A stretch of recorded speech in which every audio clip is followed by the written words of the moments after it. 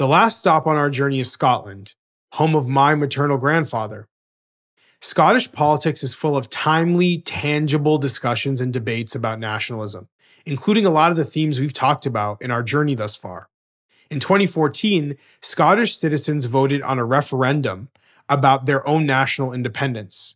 This referendum failed, but talks of a second independence referendum have taken off since 2016 when the UK voted to leave the European Union, a decision known as Brexit.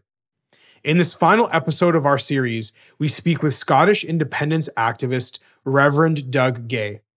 Reverend Gay is a lecturer in practical theology at the University of Glasgow. We hope you enjoy this final episode of the Road Home series on nationalism, which was recorded in spring 2020.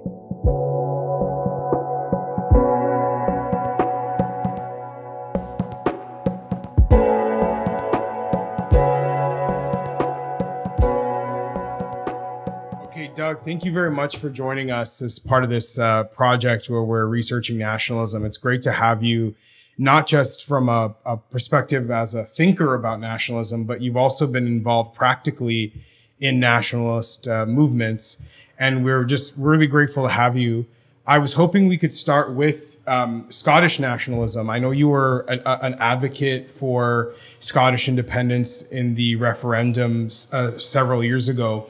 And there was a statement you made when you were supporting the referendum that I thought was really interesting. And I'm going to quote the Scotsman here, where you said, "The nationalism I espouse and the one which is to the fore in Scotland at the moment is a generous, hospitable, liberal, civic nationalism, a broad, not narrow nationalism."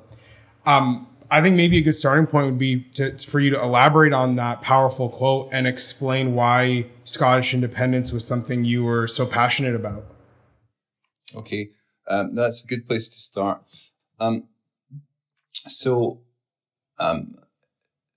Nationalism is a really difficult topic to talk about.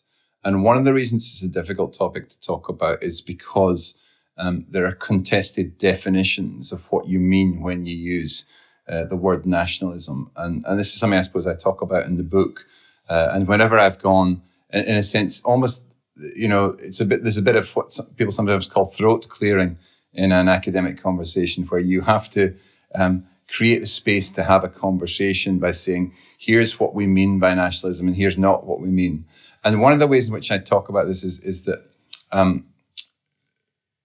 some definitions of nationalism have an ethical deficit intrinsic to them, built into the very definition of the term. And if you accept that as a definition, then you're really, the game's up already. There's nowhere you can really go from that. If the definition is intrinsically saying this is something bad, this is something exclusive, this is something which involves notions of ethnic privilege and superiority. And so one of the things I do is advocate for a more open definition of nationalism. And in that, I draw on a book in particular by Jonathan Hearn called Rethinking Nationalism, where he invites us to think about nationalism as a series of claims that people make. And those claims have to be assessed and they have to be weighed.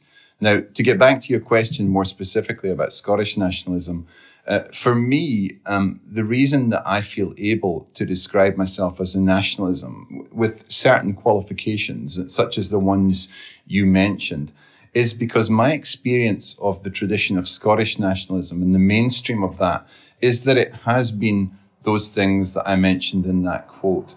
One of the early key figures in the 1920s and 1930s in Scottish nationalism was a Scottish poet called Hugh MacDiarmid. I'm a theologian. He wasn't a Christian. He wasn't in the church at all. But he was a communist and he was a nationalist. And he was expelled from the Communist Party for being a nationalist and expelled from the Nationalist Party for being a communist, which is pretty good to get hit on by both sides. But in a sense, from the very beginning, he said a tradition of Scottish nationalism also has to be internationalist. And that theme of internationalism was something which was very prominent within European, the non-Russian version of communism, if you like, in the struggle against fascism. the idea that we had to have a commitment to internationalism. And McDermott in Scotland argued that you could fuse these two things together. In other words, you could have a healthy civic pride in your own identity and in the political project you were part of, and that could be combined ethically with a respect for other people's national identities. And so that you could bring those two together into one project. And so for me, that's where the liberal civic inclusive vision of Scottish nationalism has come from. And I'm part of the Scottish National Party. I'm a member of the Scottish National Party. And I would say that in its practice, there have been lapses and there have been mistakes that people have made. But in general terms, particularly in the last 30 or 40 years, it has embodied that pretty well. And one of the markers for that, for example, has to do with the way in which your version of nationalism treats the question of ethnicity. Okay, so if you have an ethnically exclusive understanding of nationalism, I would say theologically and ethically that's unacceptable. And so a key part of how I define nationalism is that it is capable of being hybrid and it's capable of being inclusive. So in other words, that you can, if you like, become Scottish, you can become Canadian. And not only that, but you also have to learn, in a sense, how to be Scottish and Canadian in healthy ways.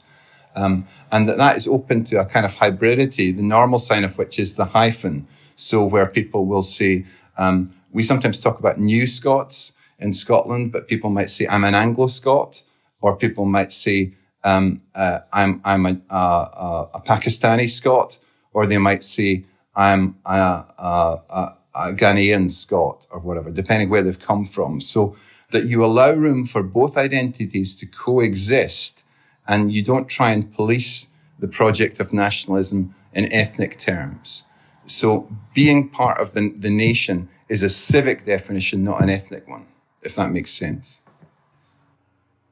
Yeah, that does make sense. And I think you're describing certainly a type of nationalism that would fit within, what I would, at least from my understanding, Christian ethics, which makes sense given your role as also as a reverend and as a theologian and as a professor on matters related to faith. I'm wondering, whether it's from a Christian perspective or purely a political or economic one, what was your desired benefit from Scottish nationalism? What would the average Scot gain from an independent Scotland that it could not gain from being part of the United Kingdom? Right. That's a great question. And that's the question which has been very hotly debated, really. For me, I suppose I would look for the language of self-determination.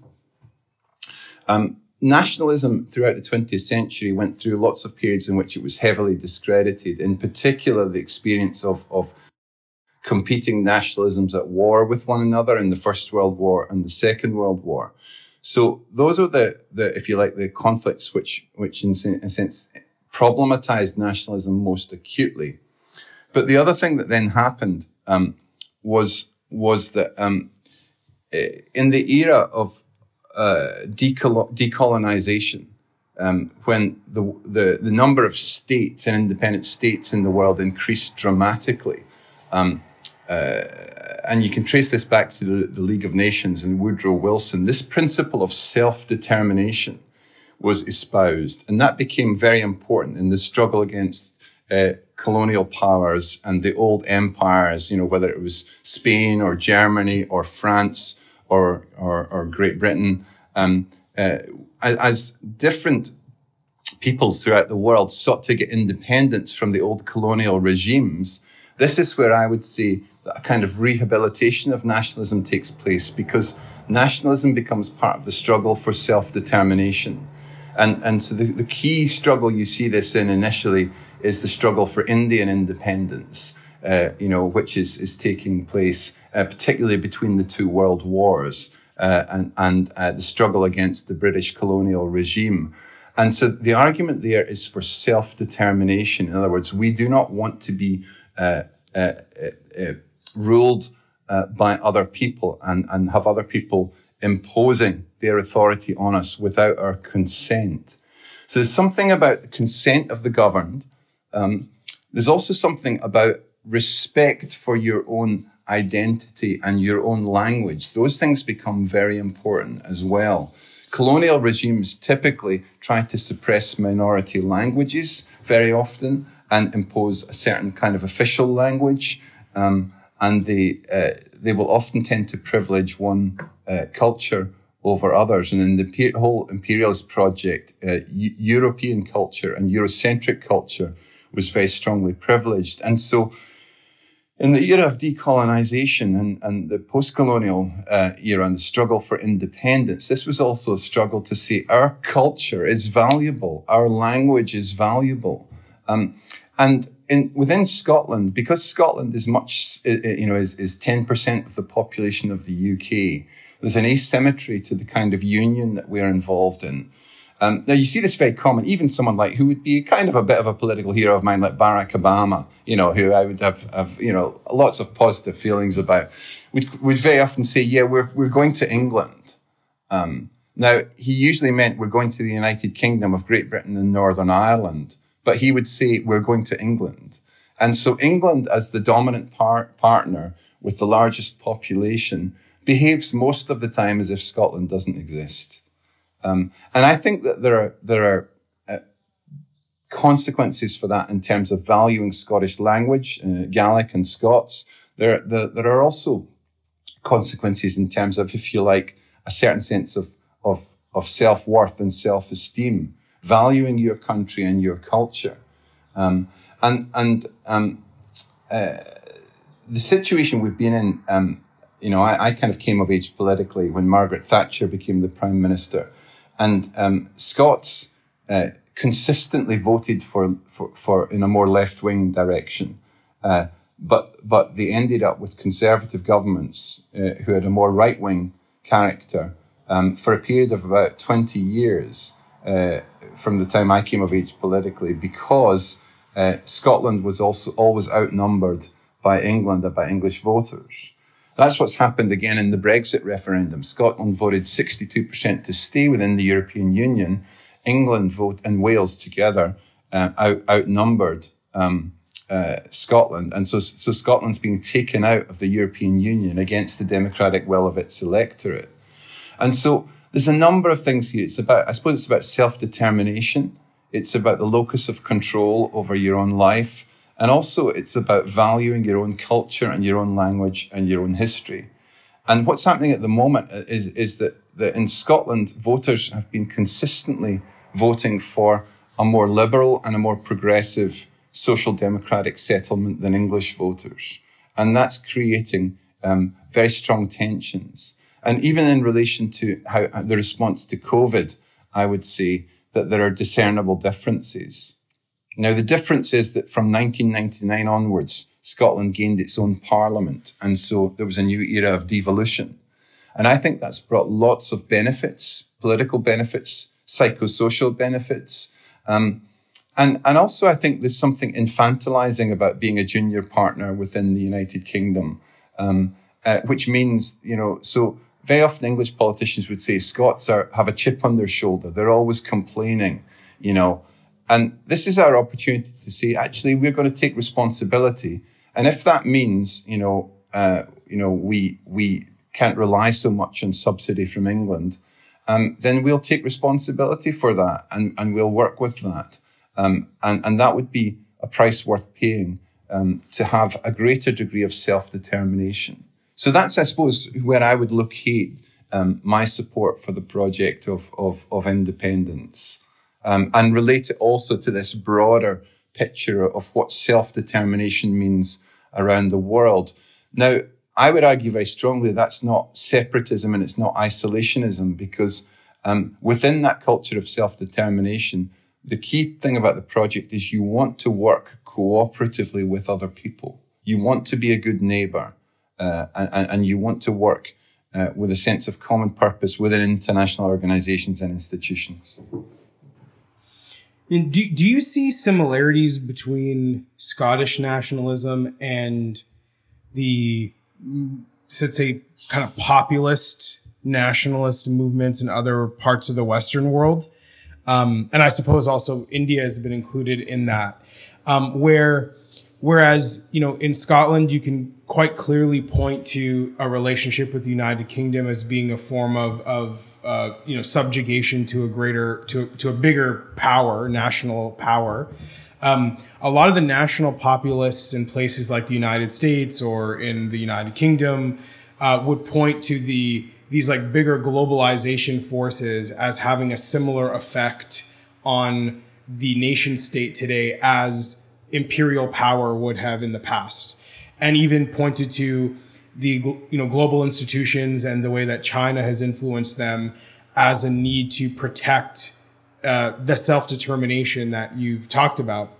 But what's different from a lot of those groups is they don't use the language that you use of, you know, progressive policies or liberal nationalism. There's certainly a difference in tone from how you talk about Scottish independence versus how national populists talk.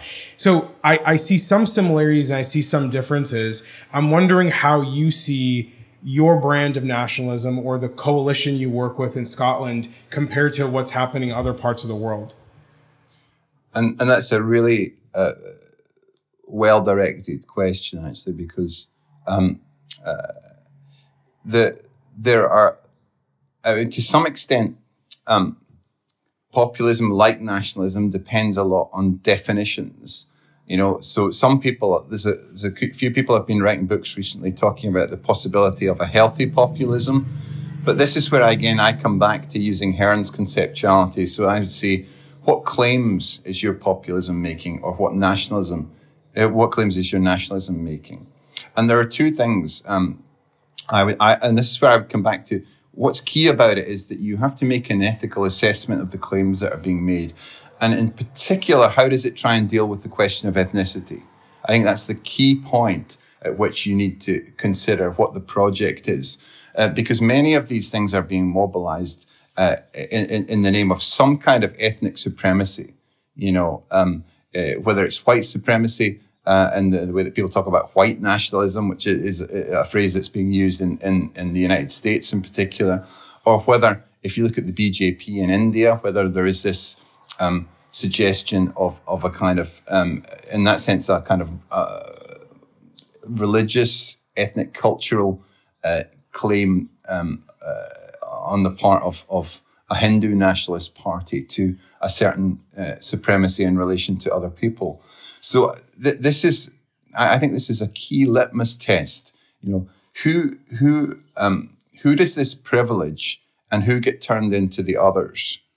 Those who are the threats, those who are the danger. And so that's why I suppose I would say you always have to have a healthy suspicion of nationalism, because this can be mobilized. Collective feelings of being part of a broader collective can be mobilized for good or for ill. So famously, the United States Constitution says, "We the people." And the question always is, who's we? Who gets included in that? Who gets counted within that? And if your nationalism can't be mobilized effectively as an anti-racist force, I'm not interested in it. You know, and I would have said that very strongly. So this has to be a nationalism which can function in an anti-racist way, that is absolutely crucial. And so I think the question always has to be, okay, let me see what your nationalism looks like.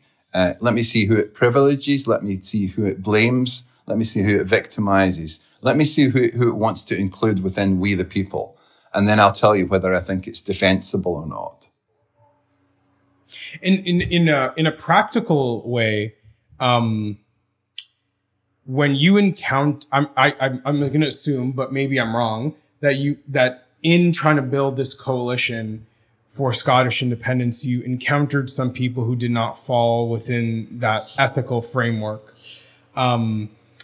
Is there a practical way to distinguish yourself from people who maybe are supportive of Scottish independence, but because they perhaps don't want immigrants in the country, for example, or is there a practical way to weed out people who are not anti-racists from your movement? Well, I mean, I think there's all you have to test people's discourse, and you have to be very self-critical about your own discourse. And you also have to think about the impact of particular policies that you're putting forward within your platform. So it's not just at the level of generalities, but you have to be listening to people. And in particular, for example, in Scotland, there was some interesting research done which said that young Muslim boys, I think it was done with, young Muslim men in the United Kingdom a few years ago, that in England, they felt more comfortable identifying as British than as English. But in Scotland, they felt more comfortable identifying as Scottish than as British. That was interesting because there were some indications there that Englishness was perceived as a less safe identity for Muslim men within the United Kingdom than Britishness was. And I think that was because the symbolism of England, the St. George's flag, had been co-opted by neo-fascist groups a lot in the past, and by so more recently the English Defence League, which is a kind of skinhead neo-Nazi groups who are mobilizing around a vision of essentially white supremacy and an anti-immigrant platform. And that's been the dangers, if you like, of that. So practically, I think you have to examine the other test of that would be to say, in Scotland, what do people of colour think of the Nationalist project? Are they suspicious of it? Do they feel it includes them, or do they feel it excludes them? Are they part of the movement? Are they part of the struggle? And so at the Scottish Parliament, for example, when one of the first SNP MPs from a Pakistani background, dressed in clothing which was like Pakistani traditional dress, and took the vows both in Urdu and in English.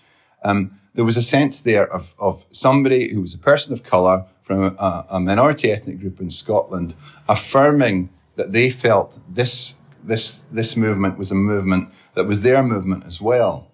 So I think it's those kind of things. It's attentiveness to the voices of people who in other contexts might be very suspicious of nationalism. If they're not persuaded, if Black and Asian people in Scotland are not persuaded this can be good news for them, then I'm not persuaded about it either, because either it's we the people and it's all of us. So I think you have to examine both your own statements and your own pronouncements. And the other thing at that stage was, when the referendum came, the Scottish government determined the franchise in the independence referendum. And some Scots who were living in England said, well, wait a minute, we're Scottish, we deserve a vote. And people said, no, you don't get a vote, because this is not about ethnicity. The vote is restricted to the people who live in the country. And so if you were Scottish, but you lived in London, you didn't get a vote in the referendum. Whereas if you'd arrived, from Spain, or from Pakistan, or from Ghana, or from Venezuela, and made your home in Scotland, you did get a vote because it was civic. It wasn't ethnic. Yeah, that's actually a great way of thinking about the distinction between who belongs to a nationalistic movement, right? That it doesn't travel with your genealogy or your ancestry, but it's something you can enter by virtue of being part of a nation. And your participation in that country is, in some ways, I would say, indisputable. You're there, you're paying taxes, you're working, you're paying rent. I think that's a great practical example. I want to go back to, your book, Honey from the Lion, is excellent, and there's a lot to go into there. I want to get back to the Christian ethics that inform some of your decision making. I'm a Christian. I'm a more of a recent recent follower of Christ in the last couple of years. And one of the things that frustrates me, and I think made it hard for me to find my way to Christianity, is the history of Christianity being tarnished by people who claim to come in the Lord's name, but were, you know, just horrible racists or oppressors, and you know, you outline, I think, what strikes me as a very clear Christian case for why we should aspire to have some neighborly responsibilities to one another that transcend our racial differences. But I'm wondering if you could speak to where you see a lot of sort of maybe Christian thinkers of the past having failed, and where you are trying to maybe address some of those failings in your political organizing today. Okay. I would say, in terms of how people have failed in the past, I think there was two ways in which I think maybe I might want to take issue with some of what they did.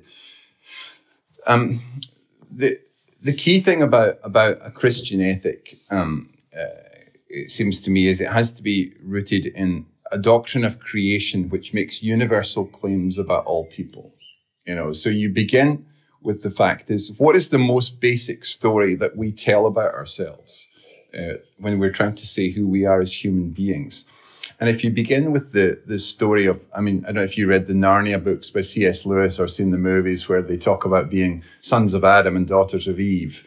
There's that sense of the unity of the human race. There is one human race. You know, people may make provisional use of race in a positive way.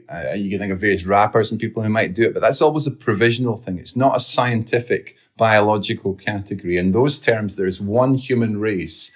And in terms of the Judeo-Christian narrative, all people within the human race are made in the image and likeness of God.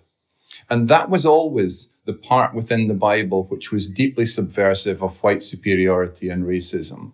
Because whenever people looked at the Bible, they would read this story about all people being made in the image and likeness of God, not just white people, you know. And so that story of a universal narrative of equality, I think, is absolutely fundamental. Now, the trouble is, within the tradition, within the Christian tradition, people made those universal claims, but in practice, it became very clear that they didn't really believe them. You know, so think about the American Constitution, framed at a time when there was slavery, or think about British practice in terms of, you know, claiming to be a Christian nation and all this sort of thing, but being deeply involved and implicated in the slave trade.